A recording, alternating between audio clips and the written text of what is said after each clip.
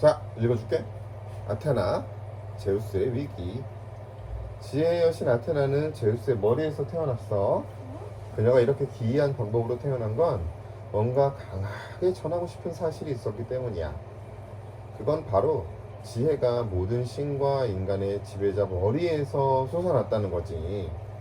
어떻게 이런 일이 일어났을까? 자, 이제 아테나의 탄생에 대해서 자세히 설명해주는 신화를 알아보자. 녹음기를 왜 켰어? 난 알아.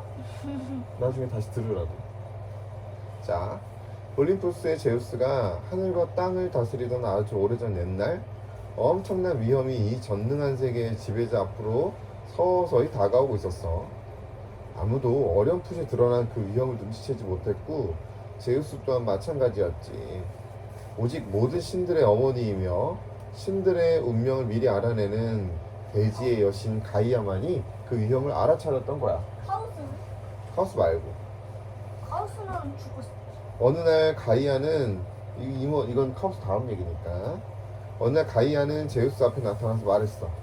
이렇게 끔찍한 소식을 전하게 되다니 정말 괴롭군요. 그렇지만 나는 말해야만 해요. 번갯불을 던져서 세상을 다스리는 제우스, 제 말을 한번 들어보세요. 당신은 큰 실수를 저질렀답니다. 그 때문에 나쁜 운명이 당신에게 닥쳐오고 있어요. 당신의 아버지 크로노스에게 그랬고, 또 그 전에 크로노스가 당신의 할아버지 우라노스에게 그랬던 것처럼 당신의 아들이 당신을 왕좌에서 몰아낼 거예요. 당신은 거대한 바다의 신 오케아노스의 딸 메티스와 결혼하지 말았어야 했어요. 설령 그녀가 신들 중에서 가장 현명하고 사리분별을 잘한다고 해도 말이에요. 그 매트 잡아먹었다. 그랬어? 잡아먹었다. 가이아는 여기 이거에서. 스포. 가이아는 계속해서 다음과 같이 말했어요. 지금부터 제 말을 잘 들으세요. 당신은 메티스에게서 두 아이를 얻을 거예요. 첫 아이 아테나는 이미 메티스의 뱃속에서 자라고 있어요. 이 새로운 여신은 당신만큼이나 영리하고 강하답니다. 그 아이는 착하고 사랑스러운 딸이 되어서 다른 어떤 신보다 기꺼이 당신을 도울 거예요. 하지만 그 뒤 당신과 메티스 사이에는 아들이 태어날 거예요. 그는 올림포스의 어떤 신보다 지혜롭고 힘세고 용감할 거예요. 그러나 이 아들은 아테나와는 달리 당신의 명령에 순순히 고개를 숙이진 않을 거예요. 잔인하고 야심이 많은 당신의 아들은 자신의 힘을 이용해서 세력을 넓혀갈 거예요. 그렇게 되면 크로노스의 아들인 당신도 가만두지 않겠죠. 당신은 올림포스의 높디 높은 자리에서 저기 입을 쩍 벌리고 있는 끝없이 깊은 지옥 타르타로스로 던져질 거예요. 하늘 높이 우뚝 선 당신의 궁궐 대신 칠흑같이 어두운 지하 감방으로 떨어지게 되는 거죠. 제우스가? 그쵸? 새로운 세계의 지배자가 당당히 왕좌에 앉아있을 때 당신은 언제 풀려날지도 모른 채 무거운 쇠사슬에 묶여서 신음하게 되겠죠. 그러자 제우스가 입을 열었다. 신들의 어머니시여, 당신의 예언은 정말 믿기 어렵군요. 사실 당신이 아닌 다른 이에게서 이런 말을 들었다면 전 절대로 믿지 않았을 겁니다. 지금까지 당신이 한 말들이 모두 진실이라는 걸 잘 가이아가 한 아니까요. 말인가? 그치. 그러나 내가 하고 싶은 말은 절대로 운명 따위에 무릎을 꿇지 않겠다는 겁니다. 꼭 이겨내 보이고야 말겠습니다. 역시 그러리라고 생각했어요. 가이아가 대답했어요. 그게 바로 내가 당신에게 이 말을 해준 이유랍니다. 가이아는 이 말을 남기고 곧 사라져버렸어요. 그러자 제우스는 서둘러서 메티스를 찾았죠.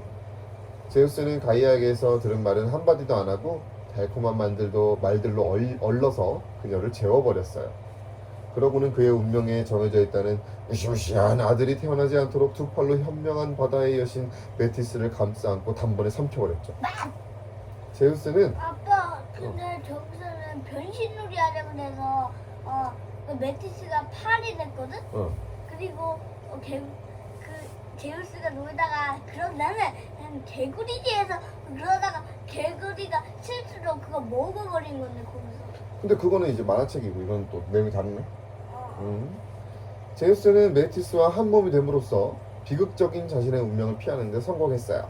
더욱이 현명한 여신이 몸속에 자리 잡게 되자 그는 옳고 그름을 분별하는 힘까지 덤으로 얻을 수 있었죠. 뭐야?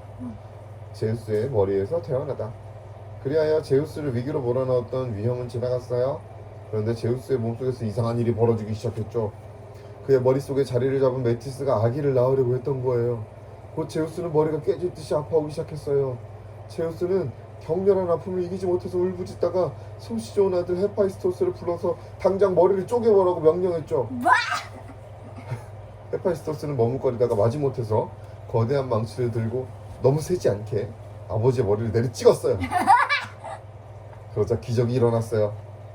이 세상의 것이라고는 믿기지 않는 휘황찬란한 빗줄기가 제우스의 머리에서 새어나오더니 그 속에서 지혜의 여신 아테나가 튀어나오는 게 아니겠어요? 난 이미 알고 있었어. 아테나는 갓난아기가 아닌 지혜와 힘과 용기뿐 아니라 푸른 눈에 아름다움까지 갖춘 여인의 모습이었어요. 그녀는 긴 웃옷을 입고 빛나는 투구를 쓰고 있었죠. 왼쪽 어깨에는 무거운 방패가 걸려 있었고 오른손에는 긴 창이 들려 있었어요. 아테나는 날카로운 창을 흔들고 크게 함성을 지르며 땅 위로 사뿐히 내려섰어요. 어느 누구도 상상하지 못했던 일이었기 때문에 이제 막 태어난 그녀의 위풍당당한 모습에 넋이 빠진 건 신들뿐만이 아니었죠. 혹시 그거 메티스가 난 아이인가?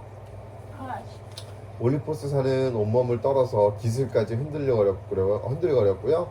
대지는 소름 끼치도록 진동했어요.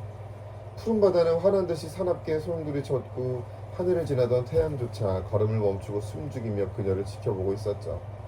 새로운 여신 만세! 제우스의 딸 만세! 아테나의 놀라운 탄생에 매료된 신들의 입에서는 누가 먼저랄 것도 없이 환호성이 터져나왔어요. 이렇듯 열렬한 환영을 받자 만족한 듯이 지혜의 여신은 제우스를 비롯한 모든 신들에게 머리 숙여 인사를 했죠. 안녕 얘들아. 아테나, 무기를 내놓다. 그런데 아테나는 자신이 무기를 지니고 있음을 깨닫고는 다소 못마땅한 듯이 투구를 벗고 신성한 어깨에서 무기들을 하나씩 풀어내렸어요. 왜? 원하건대 제가 이 무기들을 사용하지 않게 해주소서. 아테나는 큰 소리로 말하고 아버지의 발밑에 무기들을 내려놓았어요. 새로 생긴 딸이 이처럼 공손한 데다가 사력 있게 말하자 제우스의 얼굴은 기쁨으로 빛났어요. 제우스는 감동한 나머지 딸을 부드럽게 끌어안았죠. 바로 이 순간부터 아테나는 제우스가 가장 사랑하는 딸이 되었어요. 아테나는 진정으로 무기를 들고 싶어 하지 않았고 전쟁을 싫어했어요. 그러나 때로는 무기를 잡지 않으면 안 되었죠.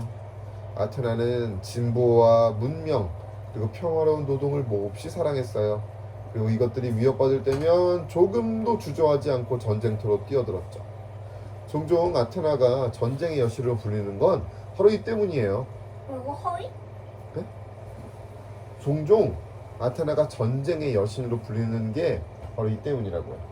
이 때문이 뭔데? 아테나는 원래 싸우는 거 싫어하는데 진보와 문명과 평화로운 노동을 너무 사랑해서 이런 게 위협받으면 전쟁터로 나갔대.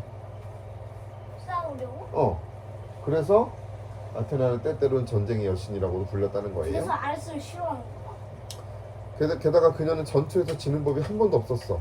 그래서 승리의 여신이라는 뜻으로 아테나 니케라는 별명을 얻게 됐죠. 니케가 나이키죠. 그렇지만 아테나는 승리의 기쁨에 넘쳐있는 바로 그 순간에도 전쟁을 싫어하는 마음을 잃지 않았어요. 원래 평화를 사랑하는 사람일수록 전쟁이 터지면 누구보다 앞장서서 전쟁터로 달려가곤 하는 법이에요. 전쟁이 끝나면 아테나는 무기들을 다시 제우스에게 돌려주었어요. 그녀는 무기를 들고 있는 모습을 남들에게 보이기를 꺼려했죠. 어려운 게 뭐야? 별로 안 좋아했다고요. 그리고 자신이 이룬 영광스러운 승리들을 자랑삼아 이야기한 적도 없었어요. 오늘은 여기까지. 내일은 발명의 근데 여신. 세쪽 안 읽어준 거 같아. 세 쪽을 넘게 읽었어요. 그러니까 더 많이 읽어준 거.